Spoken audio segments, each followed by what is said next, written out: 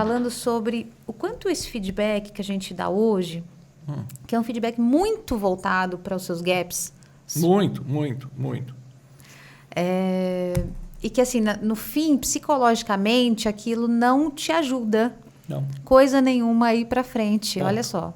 Ponto. E que o ideal realmente é pegar os pontos fortes e potencializar, porque isso aí você vai produzir muito mais do que você ficar preocupado com aquela lacuninha que, né, muitas vezes não está fazendo sentido. Então, eu entrei nisso porque eu ia perguntar quem depois faz os feedbacks. Eu não sei se isso, se a liderança está envolvida também ou se é feito totalmente com vocês. Como é que você também vê o feedback? Legal. Primeiro, vamos falar por que o feedback é assim. Por que a gente olha para o negativo? Tem uma questão econômica. Tem uma questão econômica por trás disso.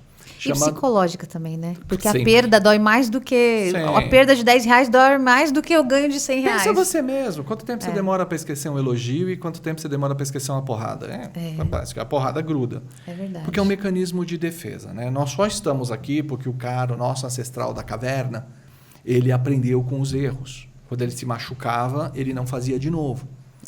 Né? Então, assim, a gente é genético, a gente aprendeu a guardar a dor para não repetir. É verdade. Algumas pessoas repetem. Tem gente que tem o dedo podre, casa com a mulher igual, o marido igual. Tá. Gente. Mas tem uma questão econômica, que é a seguinte. Nós temos que ter o máximo de competências com o mínimo de pessoas. Questão econômica. Tá.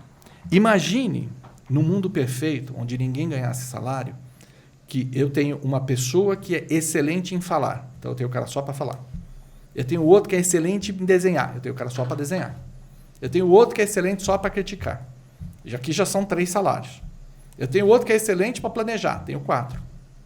Não é melhor eu pegar um cara que planeja, critica, fala e escreve? Então, a gente começou a criar grades multidisciplinares que ninguém consegue atender.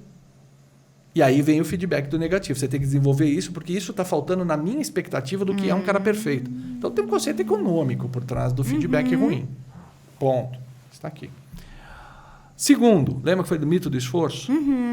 Ainda tem alguns líderes que estão presos lá na década de 70 com aquela mentalidade. Na minha vez, ninguém me alisou, não. Eu sofri, você vai sofrer também. É a puta mentalidade idiota, né? Quando eu troco com essas pessoas, eu pergunto, você também está impondo para o teu filho todo o sofrimento que você teve? Não, por quê? Só porque ele é teu filho? Né? Então, vamos pensar diferente, né? Vamos fazer o seguinte, eu errei daqui até aqui. Então, isso aqui, eu já te conto, você não erra mais. Então, você erra daqui para frente. Pô, melhor, né? Claro. Então, trabalhar esse conceito do feedback, ele está muito ligado com isso, né? E tem algumas pessoas que ainda acham que o elogio deixa você frouxo. Mas isso é outra história, né? Isso é cada um com o seu psicológico, tá? Como é que a gente resolve o problema? Competência associada a um OKR, a um KPI. Né? Qual é o seu objetivo estratégico? Porque, na hora de escolher a cesta, eu quero pensamento de dono. Por quê? Porque você acha bonitinho? Então não vai rolar. Quais são as ações novas que precisam ser desenvolvidas a partir disso? Então, se a gente desenvolver esses hábitos aqui, hábitos observáveis, primeiro feedback que nós vamos fazer é o seguinte, no ecossistema em torno dessa pessoa, vamos fazer uma média de observação do comportamento. Ele está sendo observado, sim ou não? Esse é o primeiro feedback. Fulano está pondo em prática. E o segundo é resultado de negócio.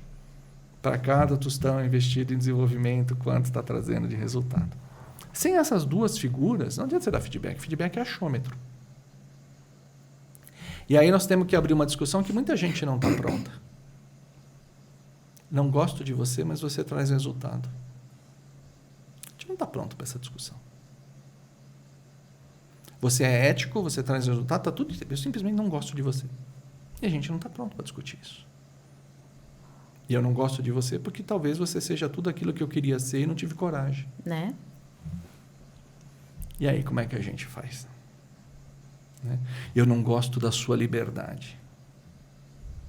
Outro dia eu usei essa expressão, né? Fulano disse, não, o departamento do outro é uma bagunça. Eu falei, ele se encontra lá? Se encontra. Ele entrega? Entrega. Então, eu vou te dizer uma coisa, não é uma bagunça. Ele tem uma liberdade que você não reconhece. Você não se entende na liberdade dele. Mas longe de ser uma bagunça. Não, mas não foi assim que eu aprendi. Foi você que aprendeu, não ele. Então, você vê que as mentorias normalmente não são muito delicadas, né? Nossa, gente, eu ia até me inscrever para uma mentoria lá, mas estou retirando a minha candidatura aqui, ó. Mas normalmente elas não são muito delicadas mesmo por causa disso, né? Porque você tem que confrontar crenças muito enraizadas. Enraizadas da infância. Muito enraizadas, né? Essa questão do protocolo, do tudo tá certinho, tudo tá limpo e tudo mais, e não funcionar. O que é melhor, né? O funcionar caótico ou não funcionar organizado? Perguntas difíceis de responder.